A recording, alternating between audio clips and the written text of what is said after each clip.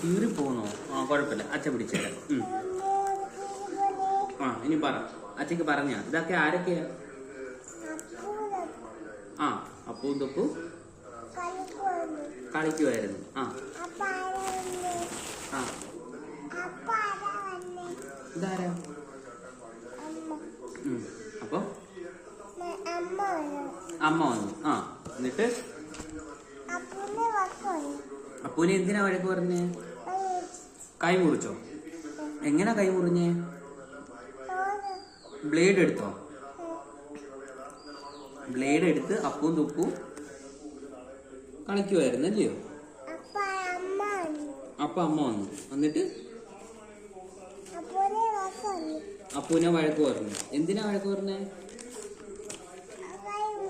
കൈ മുറിച്ചേന്. അപ്പൊ പറയണ്ടായോ? വേറെ ഏത് കഥയാ പറഞ്ഞ?